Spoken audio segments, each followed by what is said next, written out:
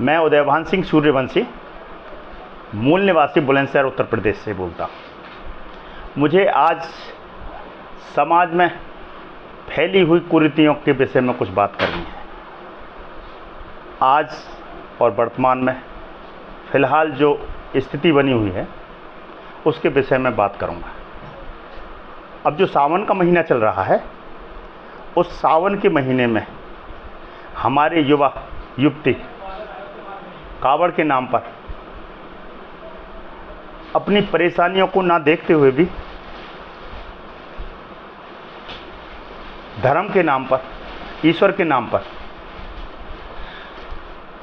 अपने आप को परेशानी में डाल करके श्रद्धा और विश्वास रख करके कि हमें महादेव बाबा की कृपा होगी, उस महादेव बाबा की कृपा से हमें सब कुछ मिलेगा, ऐसा सोच करके वो अपनी इस तीर्थ यात्रा को अर्थात कावड़ यात्रा को पूरा करने के लिए पैदल यात्रा करते हैं। उन अभागे और सीधे सज्जन लोगों को ये पता नहीं है कि हम जो कर रहे हैं उससे हमको कुछ मिलने वाला नहीं, लेकिन इसके मूल में क्या है और ये इस तरह से क्यों आगे बढ़ रहे हैं, क्यों ऐसा कर रहे हैं, उनके अंदर ऐसी भावना क्यों है, इस विषय पर कोई जोर नहीं देता। उसका कारण ये है कि हमें उन्हें जागरूक नहीं किया, हमारे समाज ने उसे जागरूक नहीं किया। कुछ लोग अपने स्वार्थ के लिए ऐसा करते हैं। उनका नाम बताने के लिए मैं अगर कहूँगा तो वो ठीक नहीं है। आपको खुद ही मालूम पड़ जाएगा कि इसकी जड़ों में, कावड़ यात्रा कराने की जड़ों में किसका हाथ है, क्योंकि वो अभागे और नासमझ लोगों को ये पता नहीं है कि हम अपना समय भी खराब कर रहे हैं, पैसा भी खराब कर रहे हैं और अपने आप को, अपने शरीर को भी परेशानी में डाल रहे हैं। केवल किस लालच से कि महादेव बाबा की कृपा हम पर होगी, हमारी संतान होगी या हमारी मनोकामना पूर्ण होंगी, ऐसा सोच करके वो लोग इस कावड़ यात्रा को पूरा करने के लिए घर से निकल जाते हैं। मैंने सर्वे किया है और मैं देखता हूँ और आप भी लोग देखते होंगे कि जितने भी उसमें जाने वाले लोग हैं, वो लोग, उनके पास ज्ञान की कमी के कारण या उनकी जागरूकता ना होने के कारण ऐसा वो करते हैं। अगर कोई व्यक्ति थोड़ा समझदार उनको समझाए तो खुद लड़ने को तैयार हो जाते हैं। उसका कारण है कि उनको वो सही बात बताई नहीं गई, समाज ने बताई नहीं, जिससे वो सही को सही और गलत को गलत समझ सकें। क्योंकि हमें यही दिन रात टेलीविज़न के माध्यम से सुबह से लेकर शाम तक कुछ लोग अपने स्वार्थ हित के लिए उसे दिखाते हैं कि अगर आप इनकी पूजा करेंगे तो हमें ये सुख मिलेगा, शनि की पूजा करेंगे तो ये सुख मिलेगा, महादेव की पूजा करेंगे तो ये सुख मिलेगा, श्री कृष्ण की पूजा करेंगे तो ये सुख मिलेगा। तमाम देवताएं हमारे देश में स्थापित हैं, किसी का भी नाम ले सकते हैं, उसके नाम पर हम लोग पूजा पाठ करते हैं और अपेक्षा करते हैं ईश्वर से या जिससे हमने प्रार्थना की है कि वो हमारी मनोकामना पूर्ण करेंगे। और ये लोग जो कावड़ यात्रा लेके जा रहे हैं, ऐसा नहीं है कि बिना स्वार्थ के जा रहे हों, उनके अंदर एक इच्छा थी कि महादेव बाबा हमारी कृपा हम पर करेंगे, हमारी इच्छा पूरी करेंगे। इसलिए अब के सावन में हमको कावड़ यात्रा करनी है, क्योंकि हम पहले से ही ये निश्चित करके चलते हैं कि हे महादेव बाबा, हमारी ये मनोकामना पूर्ण हो जाए। पहले ही सोच रखे होते हैं ये पूरी हो जाए, जबकि समय को वो काम कराना होता है। अगर हम प्रार्थना भी नहीं करते तब भी होता अगर प्रार्थना कर दी है तो अगर हमारी प्रार्थना पूरी हो गई है तो हमें महादेव बाबा पर विश्वास हो गया कि हाँ, ये कृपा हमें महादेव बाबा की दया से हुई है। अब तो हम यात्रा जरूर करेंगे। अब मैं अकेला ही नहीं, मैं अपनी सिस्टर को भी साथ ले जाऊंगा और हमारे 2 भाई हैं उनको भी साथ ले जाऊंगा, या उनसे भी कहूंगा जैसे मैंने मनौती महादेव जी से मांगी थी वो मेरी पूरी हो गई है, तुम भी अपनी मनौती मांगी इस साल, शायद वो पूरी हो जाए। इस विश्वास में हम आगे बढ़ते जाते हैं। जबकि कहावत भी है और बोलते भी लोग, गंगा आने वाली थी भागीरथ के पीछे पड़ गई। वही स्थिति हम मानवों के साथ होती है। हम ईश्वर की आड़ में ईश्वर को साक्षी मान करके हम अपने मन वचन से कोई चीज़ सोच लेते हैं और कहते हैं कि भाई ईश्वर, हे महादेव, ये हमारी प्रार्थना पूरी हो जाए। जबकि अगर हम नहीं भी मांगते तब भी वो पूरी होती, लेकिन हमने भगवान को बीच में लेकर के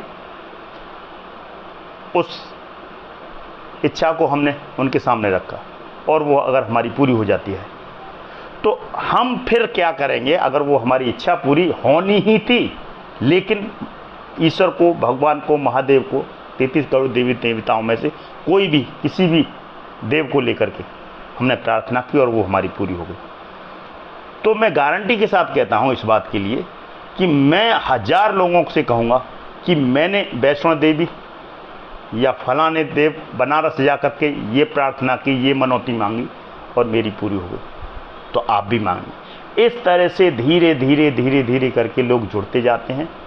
श्रद्धा और विश्वास के नाम पर हम किसी देवी अथवा देवता के सामने जाकर, जो हमारे कहना नहीं चाहेंगे, मैं माफ़ी चाहूँगा, कि पत्थरों के सामने हाथ जोड़कर प्रार्थना करते हैं कि हे भगवान, हे महादेव, हे वैष्णो देवी माँ, हे दुर्गा माँ, या जो भी देवता हो सकते हैं, उनसे प्रार्थना करते रहते हैं। इस तरह से श्रद्धा के नाम पर अंध भक्तों की भीड़ बढ़ती जाती है। हमारा देश प्रगति नहीं कर सका, उसका कारण है हम अन्य विदेशी जो देश हैं, जैसे जापान है, फ्रांस है, अमेरिका है, तमाम ऐसे विकसित देश हैं, सब कुछ हमारे देश भारत में संसाधन होने के बाद भी हम उनका मुकाबला नहीं कर रहे। हमारे देश में गरीबी है, अशिक्षा है, बेरोजगारी है, भूख है, गरीबी है। उसका कुल कारण है कि हम नासमझ और मूर्ख बने हुए हैं। उसका कारण है पीछे से कि हमारी शिक्षा जो हमें दी जा रही है, वो शिक्षा में कहीं ना कहीं कमी है। वो शिक्षा की कमी का कारण है कि हमें जो शिक्षित कर रहे हैं, हमारे पाठ्यक्रम में जो किताबें लगी हैं, या हमें टेलीविज़न अथवा हमारे वेद पुराणों के माध्यम से जो शिक्षा दी जा रही है, वो हमें ना तो वैज्ञानिक है वो शिक्षा हमारी, ना तार्किक है। हमारा समाज यानी भारतीय समाज जो देखेगा, जो सुनेगा, वही तो करेगा। और मैं कहूँगा कि जो मुझे मिल रहा है या मेरे दिमाग में डाला जा रहा है या दिन रात मैं देख रहा हूँ, उसको समझ रहा हूँ, सोच रहा हूँ, तो वही तो मानूंगा। ऐसी हमारी शिक्षा पद्धति, ऐसी हमारे टेलीविज़न के माध्यम से दिन रात हमको सिखाया जा रहा है। इसमें केवल ऐसा नहीं है कि जो लोग दिखा रहे हैं ऐसा उनको फ़ायदा नहीं है, कहीं ना कहीं कुछ लोगों के लिए फ़ायदा है जो इस चीज़ को समाज में प्रसारित कर रहे हैं। अंधविश्वास और पाखंड फैलाने में कुछ लोगों का हाथ है। वो केवल अपना स्वार्थ देख रहे हैं कि एक पत्थर की मूर्ति को गाड़ करके या एक मंदिर को बना करके श्रद्धा और विश्वास और ईश्वर का डर दिखा करके अपनी ओर आकर्षित करते हैं, और उसके लिए तमाम इंतजाम किए जाते हैं। आज आप देख रहे होंगे कि सावन का महीना चल रहा है और भीड़ हमारी युवा बच्चों की कांवड़ यात्रा में शामिल है। इन लोगों के लिए मैं देखता हूँ जगह जगह हमारे कुछ ऐसे लोग हैं, एनजीओ हैं, जो इनके लिए खाने का, पीने का, इनके लिए व्यवस्थाएं करा रही हैं। जबकि ये समितियां शिक्षा के लिए, और जो गली मोहल्ले में ऐसे लोग हैं जो शिक्षित नहीं हो सकते, गरीब हैं, या कह सकते हैं नासमझ हैं, या कह सकते हैं उनके पास कोई ऐसे संसाधन नहीं है या समझदारी नहीं है कि वो सही दिशा में काम कर सकें, उनके लिए वो एनजीओ बहुत कम हैं इस देश में जो ऐसा काम कर रहे हैं। धर्म के नाम पर यहाँ व्यक्ति अंधा होता जा रहा है, और मैं कहूँगा धर्म एक धंधा है, यहाँ पढ़ा लिखा भी अंधा है। अगर हमें विदेशों को टक्कर देनी है तो हमें अपनी युवा पीढ़ी के लिए, अपने आने वाली जनरेशन के लिए सही दिशा में सही शिक्षा देनी होगी। अगर हमने अपने बच्चों के लिए सही दिशा और सही शिक्षा नहीं दी तो हमारा समाज दिन पर दिन गरीबी, अशिक्षा में डूबता जाएगा। मैं तो यही कहूँगा कि हर विद्यालय में अंधविश्वास और पाखंड को समाप्त करने के लिए एक क्लास होनी चाहिए, जिसके माध्यम से हमारे देश में फैली हुई कुरीतियाँ, ऐसे ऐसे अंधविश्वास हैं जो यहाँ तक कि मनुष्यों की बलि तक ले लेते हैं। अब से पूर्व में इतिहास हमारा बताता है कि मनुष्य तक की बलि ली जाती थी धर्म के नाम पर, और आज उसके बाद में फिर मनुष्य की बलि के स्थान पर जानवरों की बलि देने लगी। ये सब हमारे धर्म का कारण रहा है। हमारे धार्मिक ग्रंथों में बलि देने की प्रथा है। हमारे धार्मिक ग्रंथों के द्वारा ही कुछ लोग ये कहते हैं कि सारा ज्ञान हमारे वेद, पुराण, रामायण, महाभारत इसी में भरा है। अगर विदेश में कोई व्यक्ति आविष्कार करता है, कुछ नई खोज करके दुनिया को देता है, तो हमारे यहाँ के कुछ, जिनको हम सभ्य और सुसंस्कृत समाज कहते हैं, यहाँ से चिल्लाते हैं कि ओह, ये जो आज खोज कर दी, ये तो पहले से ही हमारे वेदों में खोज हो चुकी है। हमारे यहाँ से अंग्रेज चोरी करके ले गए और उन्होंने वहाँ यहाँ के ग्रंथों को पढ़ करके आविष्कार कर दिया। तो आप लोगों से किसने मना किया है, भारतीय लोगों से, कि अगर तो हमारे बुजुर्ग लोग, हमारे पूर्वज लिख कर दे गए थे, तो हमें नई खोज करने में कौन सी परेशानी आ रही है? क्योंकि हमारी आदत है, हमारे भारतीय लोगों की आदत है कि हम अपने मियाँ मिट्ठू बनकर ही खुश हो जाते हैं। क्योंकि अगर हमें कुछ करना नहीं हो तो हम कोई भी बहाना खोज लेते हैं। बहाना खोजने में तो हमारा देश पूरी दुनिया में सबसे आगे है, और कहानियों को रचने में, गढ़ने में इतना आगे है कि शायद दुनिया में कोई इससे कंपटीशन नहीं कर सकता। जितनी कहानियाँ इस देश ने रची है, कल्पना से भरी, शायद कहीं हो। क्योंकि हम कल्पना में ज़्यादा जीते हैं, वर्तमान में जीते नहीं। भूत में या भविष्य में विश्वास नहीं करते, भूत में विश्वास करते, वर्तमान में विश्वास नहीं करते। तो इस कारण से मैं कहूँगा कि अगर हमें अपने समाज को, अपने बच्चों को, अपनी युवा पीढ़ी को कुछ अच्छा देना चाहते हैं तो उनको तार्किक, वैज्ञानिक शिक्षा देनी ही होगी। अगर हम इसमें असफल हुए तो स्वाभाविक है कि हम गरीब, परेशान, असहाय, भिखारी, अशिक्षित, बेरोजगार होते ही रहेंगे।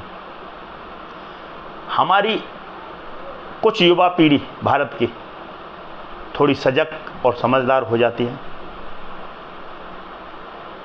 तो वो सोचती है कि शायद हमारा भविष्य भारत में नहीं बनेगा। तो इसीलिए वो युवा पीढ़ी सोच समझकर, जानबूझकर अपने देश को छोड़ना उचित समझती है। क्योंकि यहाँ कहना नहीं चाहूँगा कि जिस देश में रहता हूँ उसकी बुराई करूँ, लेकिन मेरी मजबूरी है कि यहाँ भारत देश में जाति है, धर्म है। जाति और धर्म के नाम पर यहाँ भेद किया जाता है। कहावत है, मोटी कहावत, अंधा बाटे रेवड़ी फिर अपने दे। ये जाति धर्म का यहाँ खेल चलता है। अगर कोई व्यक्ति, मैं वर्तमान में देखता हूँ और देखता आ रहा हूँ कि पहले एकलव्य का अंगूठा काटा जाता था, आज उन्हीं के वर्तमान बच्चों को, वर्तमान में जो बच्चे हैं उनके कॉपी में नंबर काटे जाते हैं।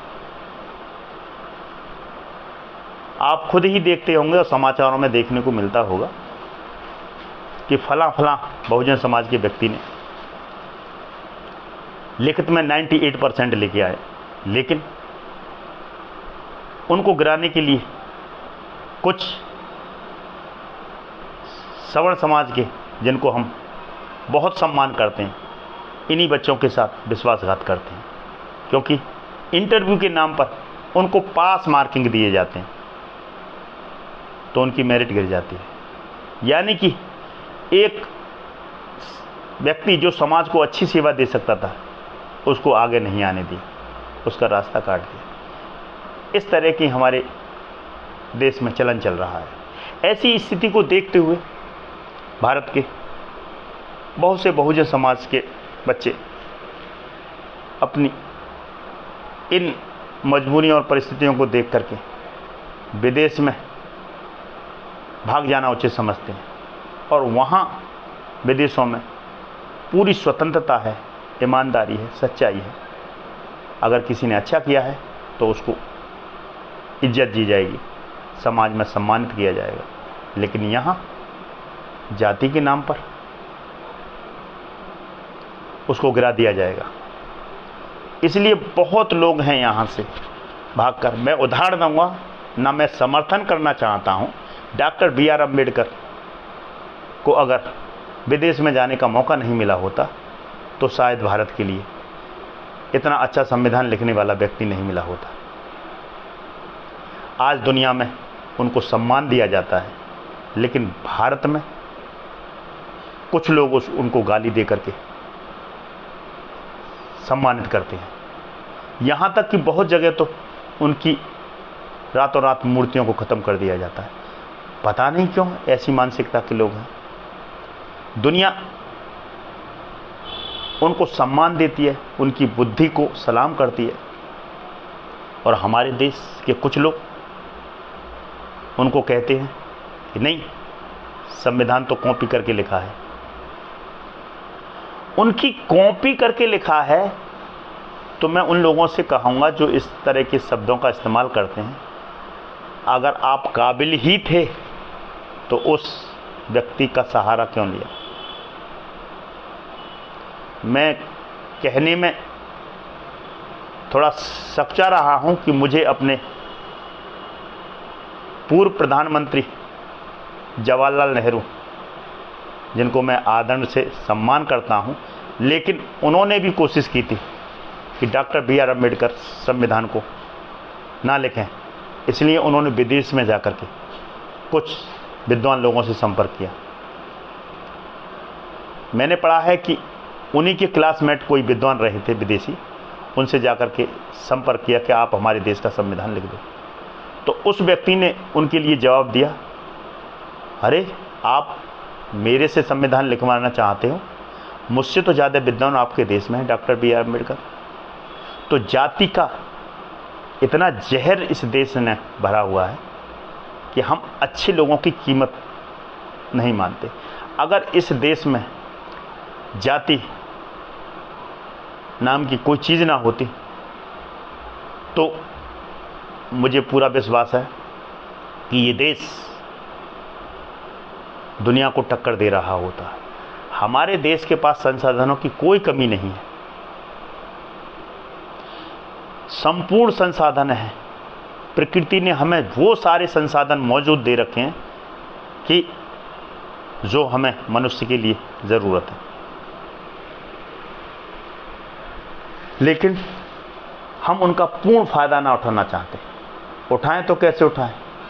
हर समय सत्ता उन्हीं के पास रहती है, हर समय आर्थिक रूप से वही लोग मजबूत रहते हैं, हर समय जो बहुजन समाज के कुछ लोग आगे बढ़ना चाहते हैं तो वो लोग रास्ता रोकने का काम करते हैं। तो इन्हीं शब्दों में आप सभी देशवासियों से ये कहूँगा कि सही को सही और गलत को गलत मान लीजिए और अपने देश को विकसित करने के लिए अच्छे लोगों का सम्मान करिए और आगे उनको ले जाइए।